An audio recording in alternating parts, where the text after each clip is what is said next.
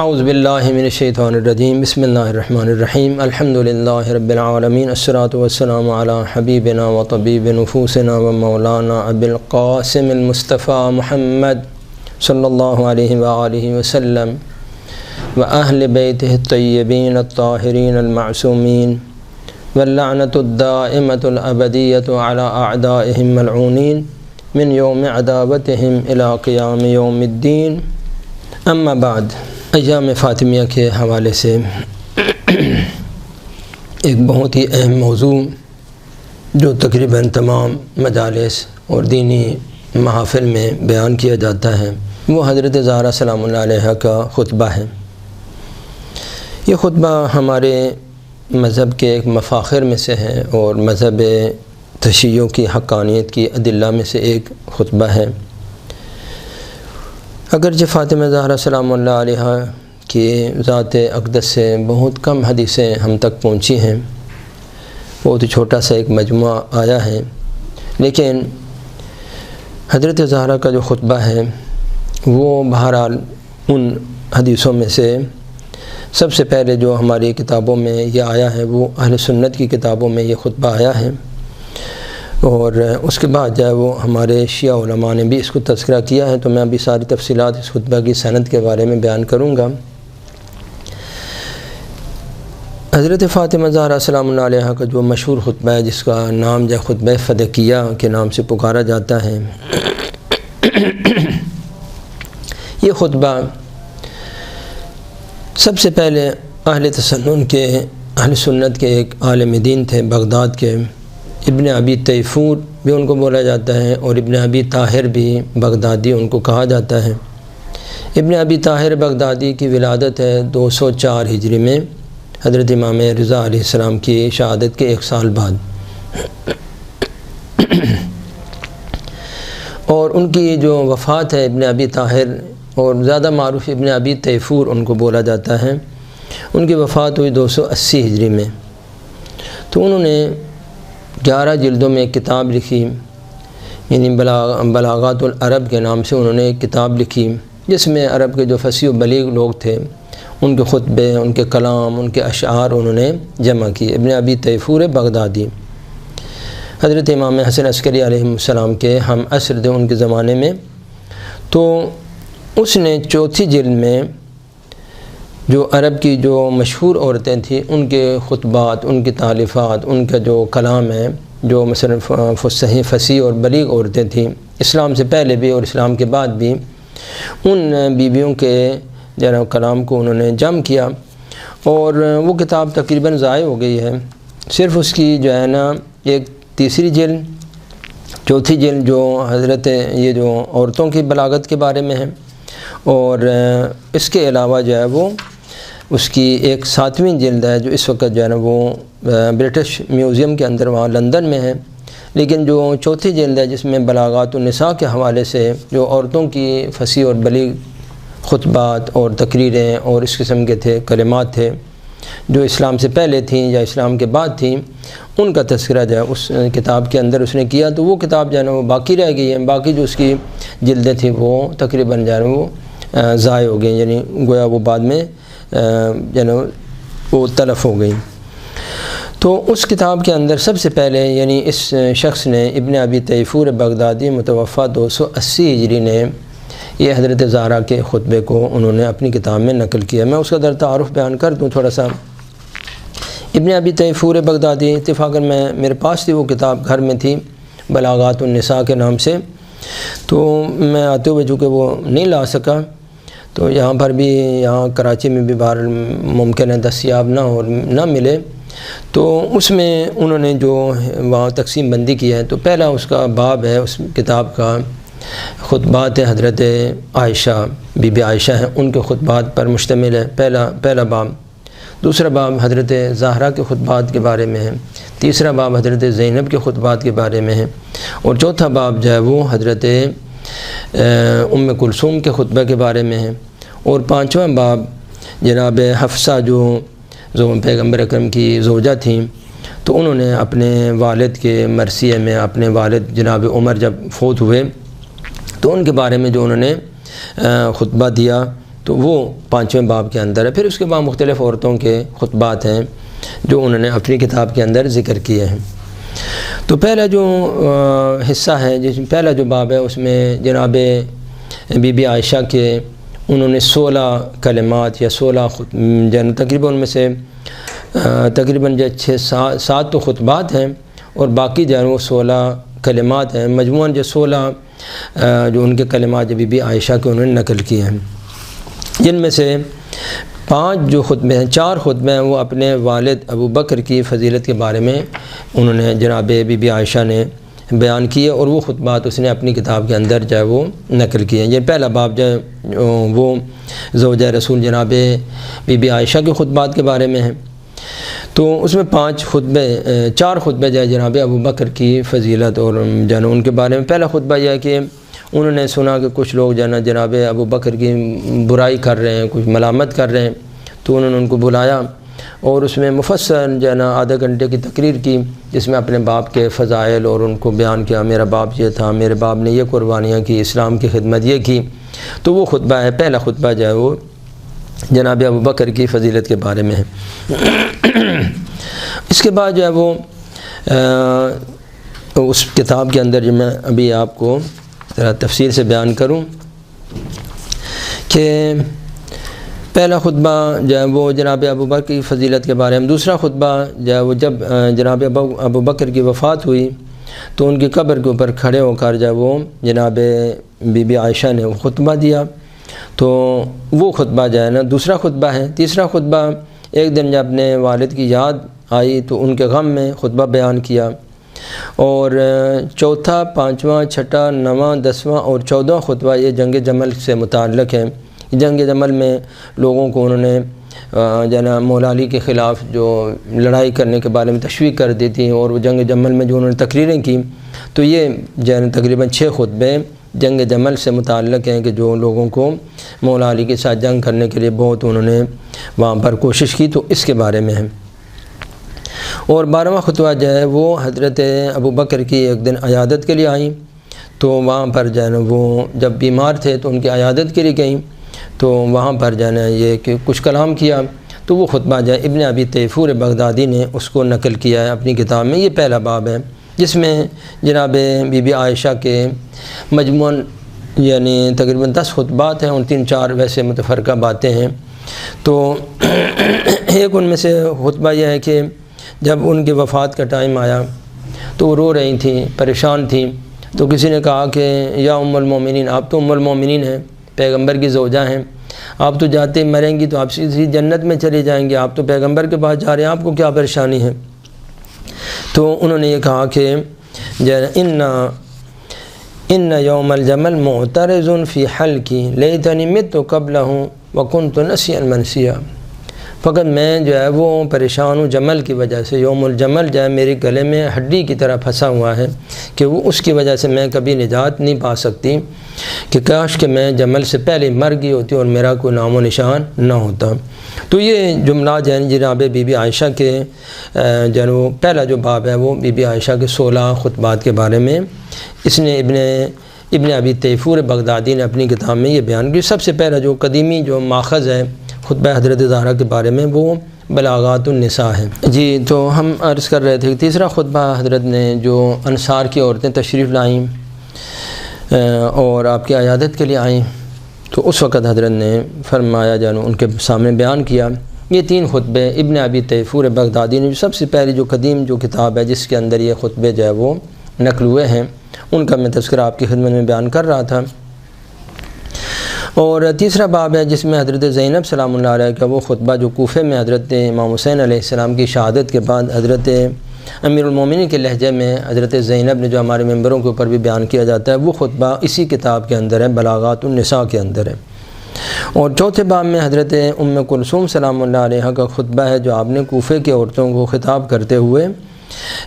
دیا۔ اور 5ویں باب میں میں نے عرض کیا کہ جناب حفصہ جو زوجہ رسول ہیں انہوں نے اپنے باپ کے قتل کے بعد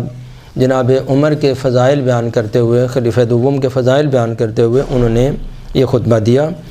اور یہ 5 خطبے ہماری جو 5 باب ہیں ان کے بارے میں ہماری گفتگو ہے۔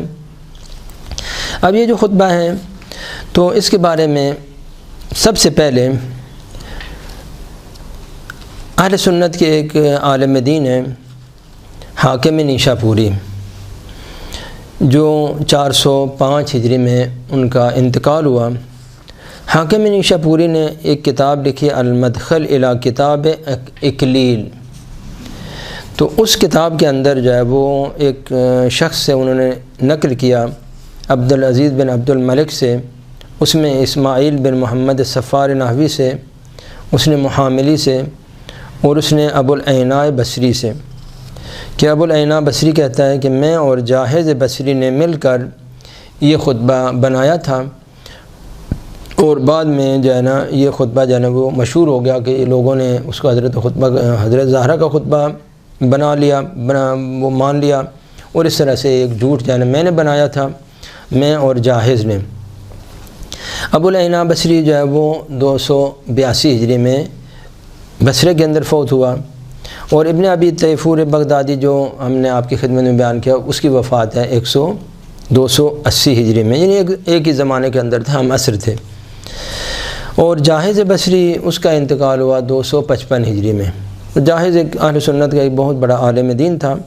یعنی وہ اہل سنت البتہ ناسبی تھا، یعنی اہل سنت تو نہیں ان کو بولنا چاہیے، ناسبی تھا، یعنی اہل بیت سے بہت زیادہ بغض رکھتا تھا۔ تو ابو العیناء بصری یہ کہتا ہے کہ میں نے اور جاحظ نے مل کر یہ خطبہ بنایا ہے،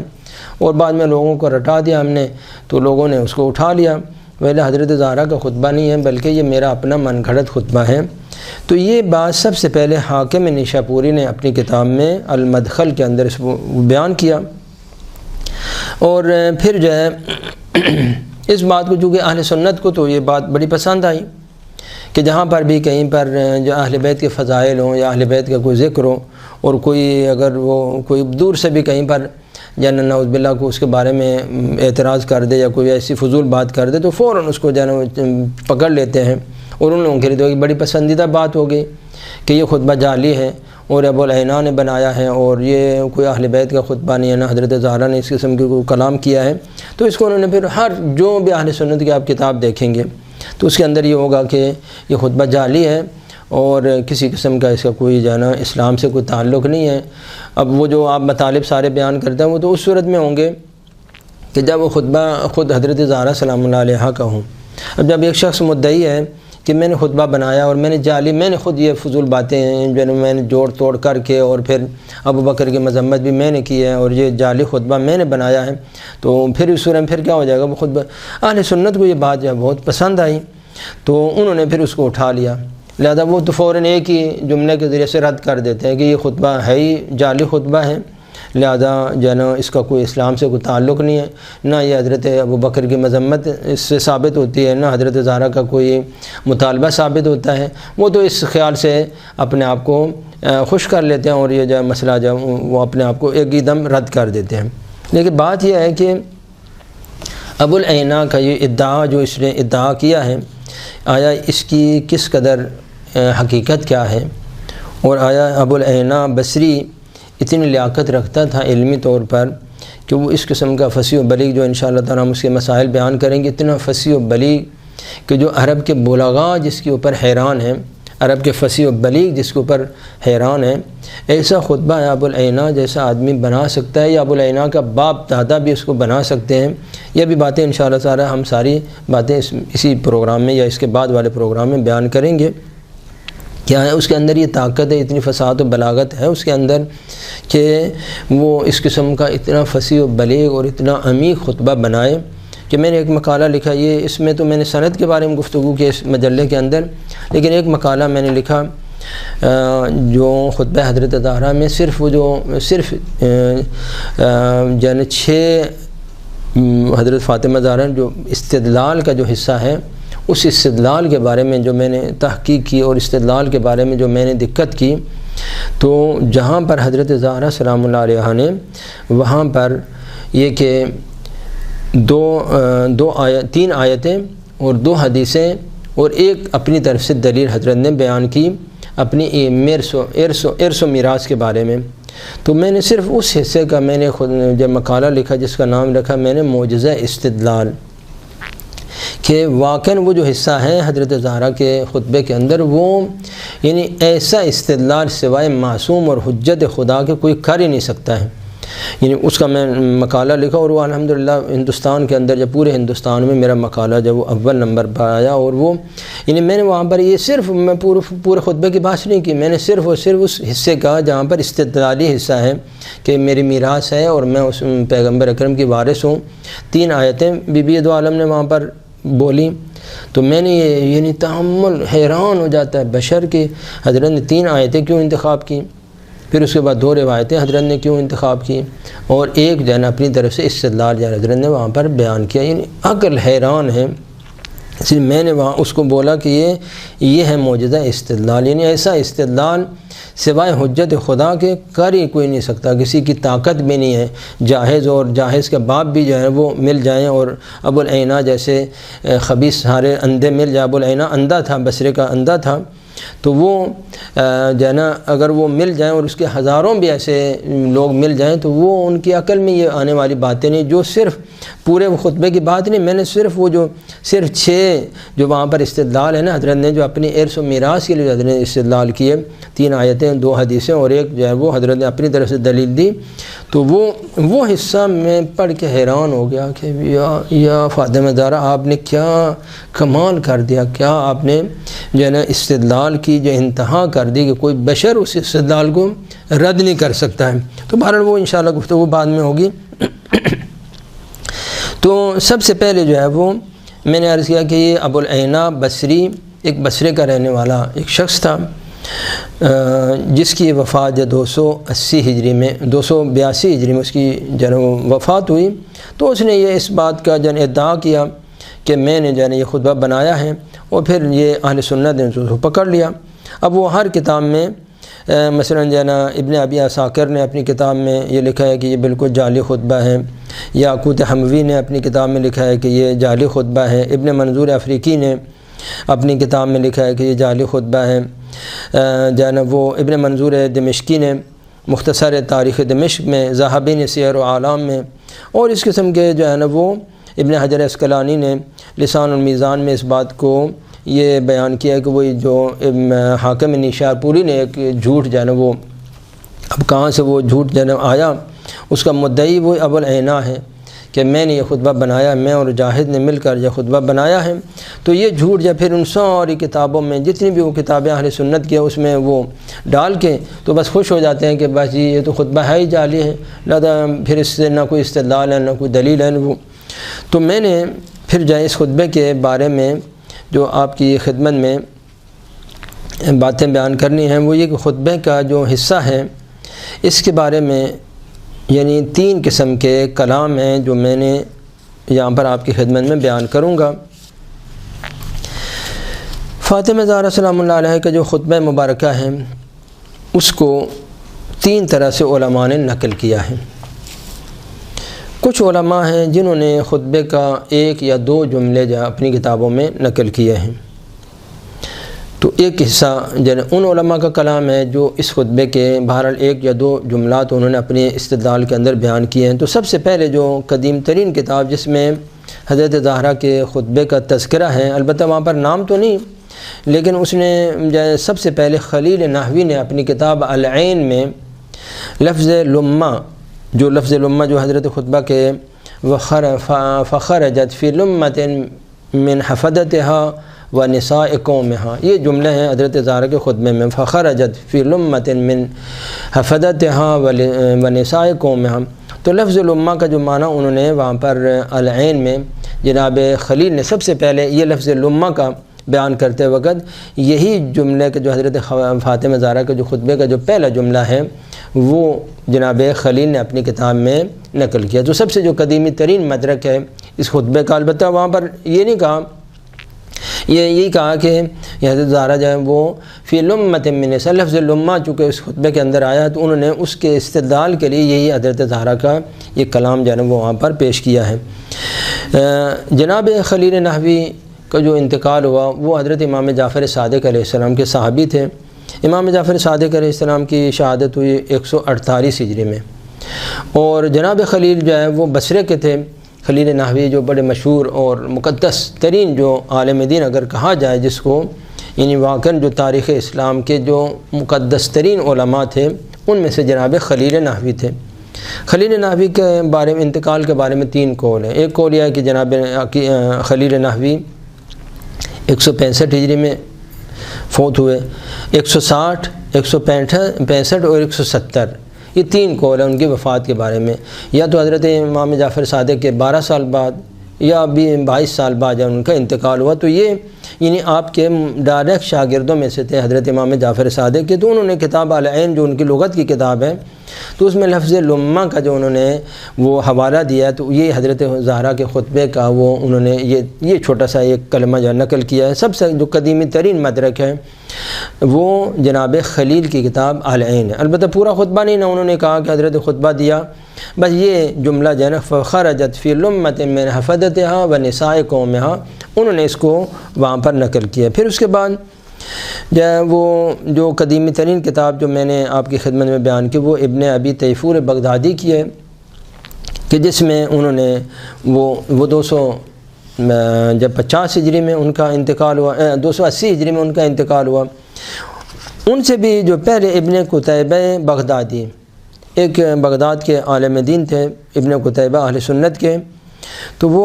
چونکہ کرمان ایران کے ایک علاقہ دینور، اس میں وہ قاضی تھے، لہذا وہ ان کو بعد میں چند سال 4-5 سال وہاں پر قاضی رہے، تو ان کو دینوری، ابن قتیبہ دینوری بولتے ہیں۔ تو یہ جو ہے ابن قتیبہ نے اپنی کتاب میں یہ حضرت زہرا کے خطبے کی طرف صرف اشارہ کیا، کہا کہ اگر ان کی کتاب ہے غریب الحدیث، اس میں کہا کہ حضرت فاطمہ زہرا جو ہے وہ ابو بکر کے پاس گئی اور وہاں پر انہوں نے خطبہ دیا، لیکن میں نے جن علماء سے سوال کیا کہ یہ خطبہ صحیح ہے یا نہیں ہے، تو انہوں نے کہا کہ یہ خطبہ جعلی ہے، لہذا میں نے پھر وہ اپنی کتاب میں اس خطبے کو نقل نہیں کیا۔ یہ خطبہ یعنی اس نے یہ اعتراف کیا کہ یہ خطبہ تھا اور علماء اس کو نقل کرتے ہیں، لیکن بہرحال اس نے کسی وہ احمق مولوی کی خباثت کی وجہ سے اس خطبے کو پھر کیا کر دیا، اپنی کتاب سے وہ حذف کر دیا۔ تیسرے نمبر پر جناب جو میں نے ابھی آپ کی خدمت میں بیان کیا کہ اس کے بعد 280 ہجری میں تیسرے نمبر پر جو ہے وہ یہ 279 ہجری میں فوت ہوئے، پھر 1 سال بعد 280 ہجری میں جناب ابن ابی تیفور بغدادی کا انتقال ہوا۔ تو انہوں نے اپنی کتاب میں تو مفصل 3 سند کے ساتھ اس خطبے کو بیان کیا ہے کہ میں ابھی ان اسناد کی گفتگو کروں گا۔ چوتھے نمبر پر جناب ازہری، وہ بھی لغت کے علماء میں سے ہیں، ان کی کتاب جو ہے وہ انہوں نے اپنی کتاب تہذیب اللغت میں یہ اس کا جو پہلا کلمہ ہے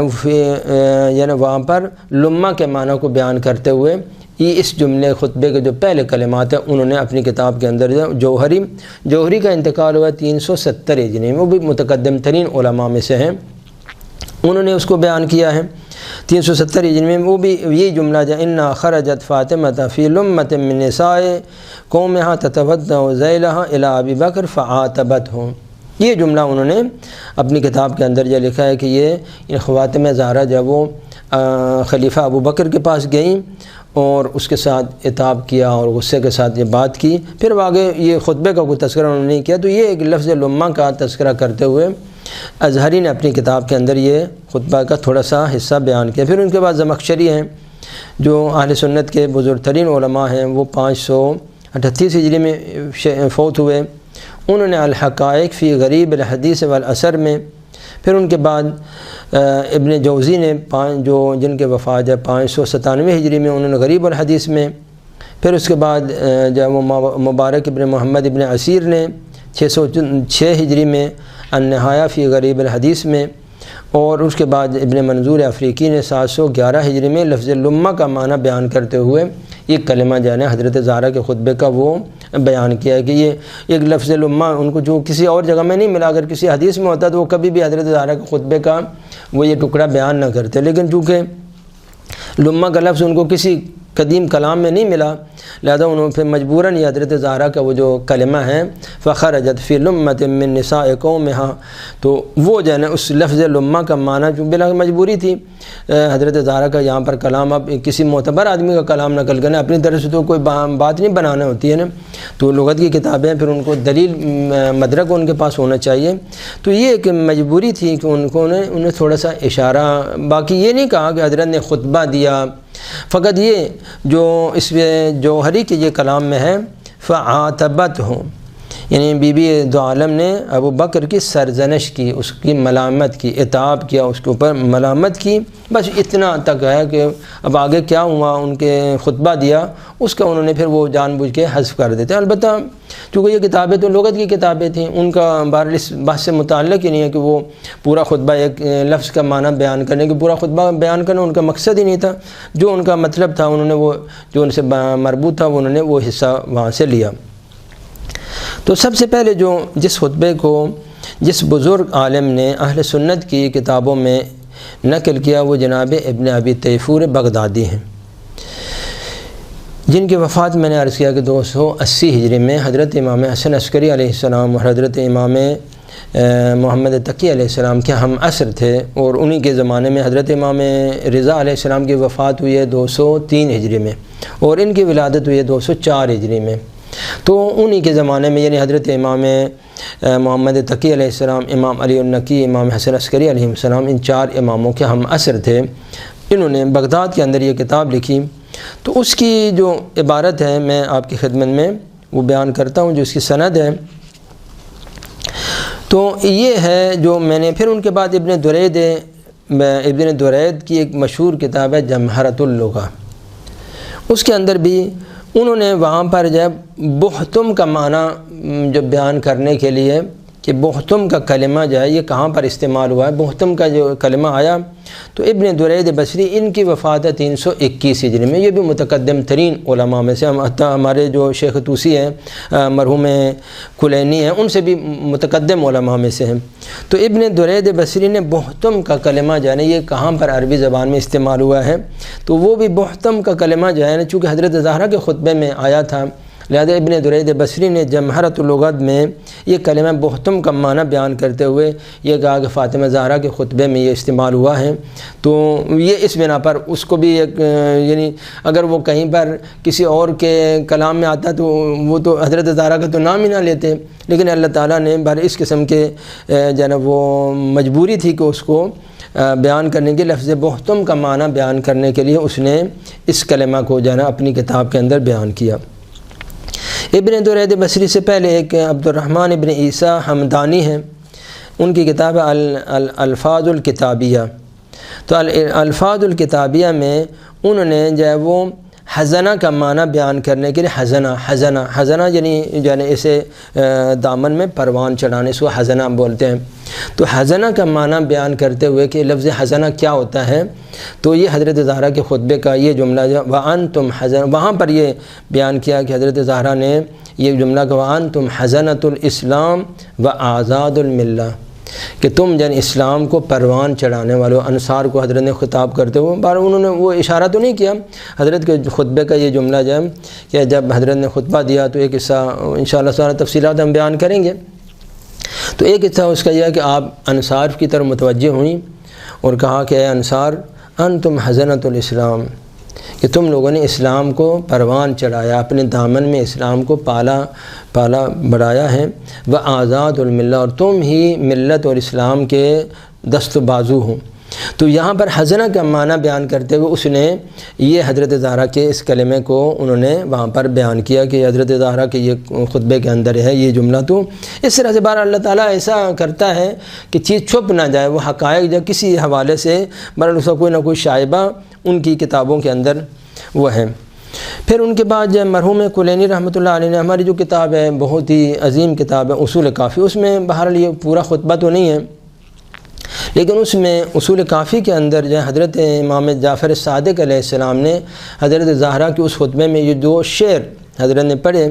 تو ان اشعار کو حضرت امام جعفر صادق علیہ السلام نے بیان کیا۔ تو مرحوم کلینی نے فقط وہ 2 اشعار اپنی کتاب کے اندر بیان کیے، باقی پورے خطبے کا انہوں نے کوئی تذکرہ نہیں کیا۔ یہ مرحوم کلینی کہ ابن درید بصری کے بعد مرحوم کلینی آتے ہیں، 329 ہجری میں ان کا انتقال ہوا۔ ابن درید کا جو انتقال 321 میں، مرحوم کلینی کا انتقال 329 ہجری میں۔ تو انہوں نے وہ صرف خطبہ حضرت زہرا کے پوری تفصیلات، کوئی اشارہ کوئی ایسا نہیں کیا، صرف حضرت امام جعفر صادق علیہ السلام نے جو 2 اشعار حضرت فاطمہ زہرا نے اس خطبے میں پڑھے تو ان کا تذکرہ اصول کافی میں انہوں نے بیان کیا ہے۔ تو یہ بھی گویا بہرحال اشارہ ہے اسی خطبہ مبارکہ کی طرف۔ پھر ان کے بعد انہی کے ہم عصر ایک عالم دین تھے خصیبی، جناب کلینی کی وفات ہوئی 329 ہجری میں، اور ان کی وفات 4 سال بعد یعنی 334 ہجری میں۔ ان کی بہت ہی ایک پیاری کتاب الہدایۃ الکبریٰ، بہت ہی ہمارے مذہب کی ایک بڑی عظیم الشان کتابوں میں سے ہے۔ تو اس میں انہوں نے تھوڑا سا خطبے کو اجمالاً بیان کیا کہ حضرت زہرا نے خطبہ دیا اور اس میں حضرت نے یہ باتیں بیان کی۔ پھر ان کے بعد 346 ہجری میں مسعودی ایک اہل سنت کے ایک بزرگ عالم دین ہیں، انہوں نے مروج الذہب میں اجمالاً خطبے کا تذکرہ کیا ہے کہ وہاں پر حضرت نے خطبہ دیا۔ اور ان کے بعد یعنی 346 ہجری میں پھر ان کے 10 سال بعد ابو الفرج اصفہانی کی کتاب ہے مقاتل الطالبین،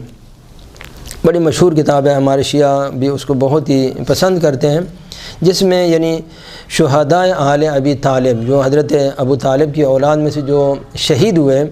تو ان شہداء کا تذکرہ اس کتاب کے اندر ہے۔ یعنی حضرت امام حسن کی شہادت ہے، پھر اس کے بعد واقعہ کربلا کے شہداء ہیں، پھر اس کے بعد حضرت عقیل کی جو اولاد شہید ہوئی، تو سارے وہ شہداء کربلا اور ان کے حالات کے بارے میں مقاتل الطالبین، اس کتاب میں جہاں لکھا ہے کہ عون بن عبداللہ جعفر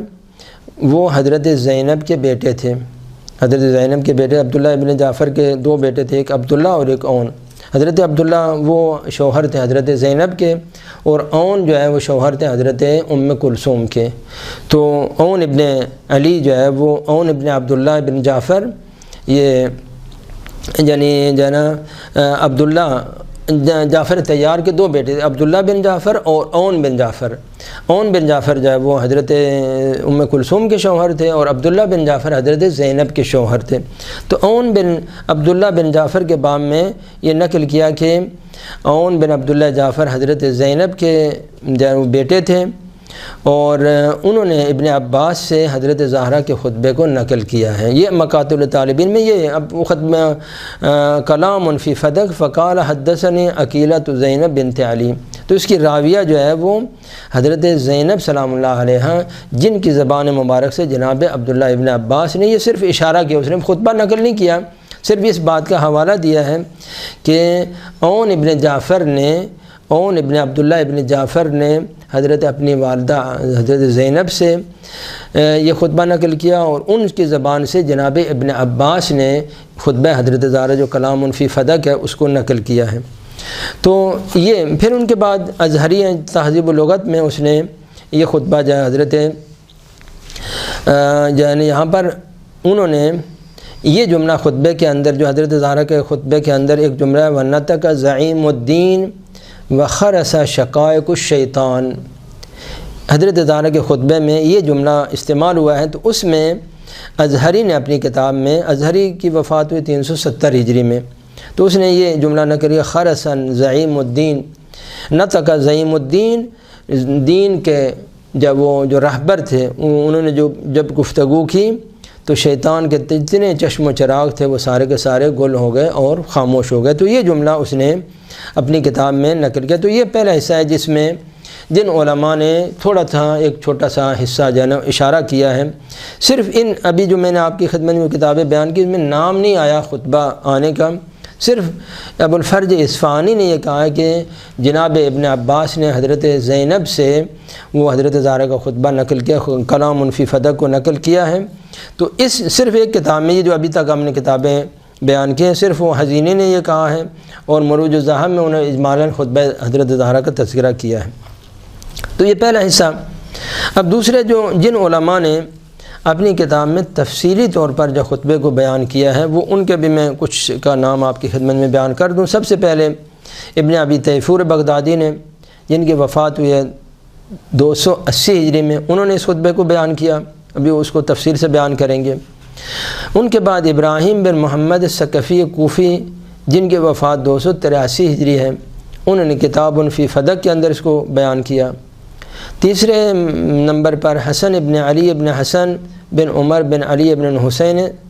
اتروش، یہ سید مرتضیٰ رحمۃ اللہ علیہ کے نانا تھے، انہوں نے کتاب الفدق والخمس کے اندر اس کو نقل کیا۔ چوتھے نمبر پر ابو بکر جوہری کی مشہور کتاب ہے السقیفۃ والفدق، اس میں انہوں نے خطبے کو مکمل طور پر نقل کیا، اور وہ ابو بکر جوہری کی وفات ہے 323 ہجری میں، یہ بھی متقدم علماء میں سے ہیں، 323 ہجری میں۔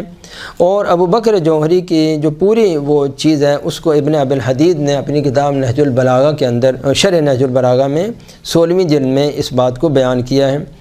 اور ابو بکر جوہری نے اس کو 4 سند کے ساتھ اس خطبے کو نقل کیا۔ پہلی جو اس کی دوسری سند ہے وہ حضرت امام صادق علیہ السلام سے ہے، تیسری سند امام باقر علیہ السلام سے ہے، اور چوتھی سند عبداللہ محض بن حسن مصنع سے انہوں نے نقل کیا، کہ میں انشاءاللہ تعالی بعد میں تفصیل بیان کروں گا۔ 5ویں نمبر پر جناب ابو طیب محمد ابن اسحاق نے جن کی وفات ہے 325 ہجری میں، جوہری 323 میں اور ابو طیب جو ان کی وفات ہے 325 ہجری میں، انہوں نے اپنی کتاب الفاضل فی صفت الادب الکامل میں یہ خطبہ جو ہے وہ نقل کیا ہے۔ 6 نمبر پر ابو طالب عبداللہ بن احمد انباری متوفہ 356 ہجری، کتاب الفدق میں، اور 7ویں نمبر پر ابو الفرج اصفہانی علی ابن حسین متوفہ 356 ہجری، کلام فی فدق، یہ کتاب ان کی ہے جس میں انہوں نے اس خطبے کو بیان کیا ہے۔ تو یہ بزرگان ہیں جنہوں نے اس خطبے، ان میں سے جو مجموعاً میں نے یہاں پر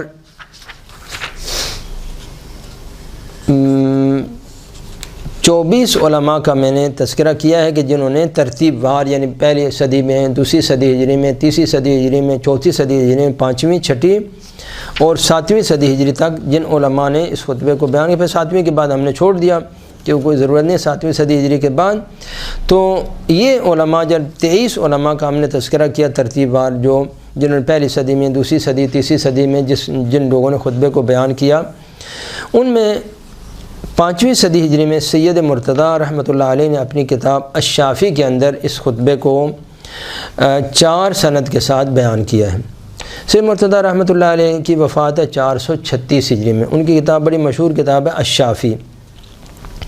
انہوں نے 3 سند کے ساتھ بیان کیا ہے۔ اور اسی 5ویں صدی کی ہجری کے ایک عالم دین ہے ابو جعفر محمد ابن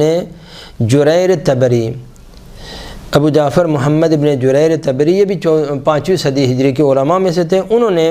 دلائل الامامت میں اس خطبے کو 9 سند کے ساتھ بیان کیا ہے۔ اب وہ سندیں بھی میں آپ کی خدمت میں بیان کروں۔ پہلی سند جناب ابن عباس سے انہوں نے نقل کی ہے، دوسری اور تیسری سند حضرت امام صادق علیہ السلام سے، انہوں نے امام باقر علیہ السلام سے، انہوں نے امام سجاد علیہ السلام سے، انہوں نے حضرت زینب سلام اللہ علیہ سے اس خطبے کو نقل کیا ہے۔ چوتھی سند اس نے بنی ہاشم کے 2 آدمیوں سے اس کو نقل کیا ہے کہ یہ بنی ہاشم کے 2 آدمیوں نے مجھے بیان کیا، اور بنی ہاشم کے 2 آدمیوں نے اس کو حضرت زینب سلام اللہ علیہ کی زبان سے نقل کیا ہے۔ 5ویں سند کو اس نے بنی ہاشم کے جو سردار اپنے زمانے میں عبداللہ محض، جو حضرت امام حسن مجتبیٰ کے پوتے تھے، ان کی سند سے انہوں نے نقل کیا، عبداللہ محض کی سند سے، اور یعنی جو عبداللہ محض ہے امام حسن کے پوتے ہیں، حسن مصنع کے بیٹے، اور امام حسین علیہ السلام کے نواسے، جو ان کی جو والدہ تھیں وہ حسن مصنع ان کے والد گرامی تھے، حسن مصنع داماد تھے حضرت امام حسین علیہ السلام، فاطمہ بنت الحسین یہ زوجہ تھیں جناب حسن مصنع کی۔ حسن مصنع کے بیٹے تھے عبداللہ محض، عبداللہ محض کے بیٹے تھے جناب ابراہیم کے بیٹے ہیں جو ہمارے یہاں پر کراچی کے سرتاج ہیں اور ہمارے لیے زینت ہیں اور قابل فخر ہیں ہم لوگ کے۔ ہمارے پاس ایک بہت اہل بیت کی ایک عظیم ہستی ہمارے پاس دفن ہے، جناب عبداللہ شاہ غازی عبداللہ الاشتر، تو ان کے دادا یہ عبداللہ محض نے اس خطبے کو نقل کیا۔ ہر جگہ جتنی بھی سندیں ان میں ان کے یہ عبداللہ محض اس کے جو سند کے اندر ہیں، جو عبداللہ شاہ غازی جو ہمارے پاس یہاں پر کراچی میں بہرحال ہمارے لیے باعث فخر ہے الحمدللہ کہ عبداللہ شاہ غازی کے دادا عبداللہ محض نے اس خطبے کو، خطبہ حضرت زہرا کو نقل کیا۔ پھر اس کے بعد جو ہے وہ 7ویں سند میں جناب ابن عائشہ سے اور محمد ہشام بن محمد کلبی سے 8ویں سند میں ابن عائشہ سے، اور 9ویں سند میں جناب زید ابن علی سے انہوں نے یہ نقل کیا۔ جو سب سے زیادہ جس شخص نے اسناد کو جمع کیا اس خطبے کی وہ جناب طبری ہیں، جنہوں نے 5ویں صدی ہجری میں ابو جعفر محمد بن جریر طبری۔ پھر ان کے بعد انہی کے زمانے میں ایک اور عالم دین تھے شیخ طوسی رحمۃ اللہ علیہ، ان کی وفات ہے 460 ہجری۔ انہوں نے سید مرتضیٰ اپنے استاد سید مرتضیٰ کی کتاب کا خلاصہ لکھا ہے۔ سید مرتضیٰ کی کتاب ہے بڑی وہ الشافی، تو اس کی انہوں نے تلخیص کی تو خلاصہ لکھا، تو اس تلخیص کے اندر وہی تینوں سندیں جو سید مرتضیٰ رحمۃ اللہ علیہ نے بیان کی ہیں، جن میں ایک سند جو ہے وہ ابھی ہم بیان کریں گے، ایک سند ہی عبداللہ محض ہیں جو جناب عبداللہ شاہ غازی کے جد امجد ہیں، ان کے اوپر منتہی ہوتی ہیں۔ تو ان بزرگوں نے اس خطبے کو جو ہے وہ نقل کیا، بل ان بزرگوں نے خطبے کو تفصیل کے ساتھ نقل کیا، یعنی میں نے وہ 7ویں صدی ہجری تک جو علماء ہیں ان کو بیان کیا ہے۔ یہاں پر ایک جو 7ویں صدی ہجری میں ابن میثم بحرینی، ان کی کتاب ہے شرح نہج البلاغہ، اس میں انہوں نے لکھا ہے کہ میں نے یہ خطبہ جو ہے شرح نہج البلاغہ کے اندر میں نے یہ خطبہ ایک سنی عالم دین کی کتاب المنظوم والمنصور فی کلام نسوان العرب من الخطب والشعر، یہ ابن میثم بحرانی، ان کی وفات ہے تقریباً 700 ہجری کے نزدیک، 679 ہجری میں ان کی وفات ہوئی۔ تو انہوں نے 7ویں صدی ہجری کے علماء میں سے ہیں، تو انہوں نے یہاں پر یہ خطبہ جب اس کسی سنی عالم دین کی کتاب سے نقل کیا اور کہا کہ یہ کتاب متوکل عباسی کے کتاب خانے میں تھی، اور اس میں یہ جو ہے نا، لیکن جب وہ پھر اس کی پوری تفصیلات انہوں نے بیان کی، تو یہ خطبہ انہوں نے ابن میثم بحرینی نے متوکل کے زمانے میں جو لکھی گئی کتاب ہے، یعنی وہ متوکل کے زمانے میں جو کتاب لکھی گئی ہے وہ ابو العینا سے پہلے کی کتابیں ہیں، تو اس میں سے یہ نقل کریں۔ ابن عینا تو فوت ہوا 282 ہجری میں، اور متوکل کی جو وفات ہے وہ 248 ہجری میں،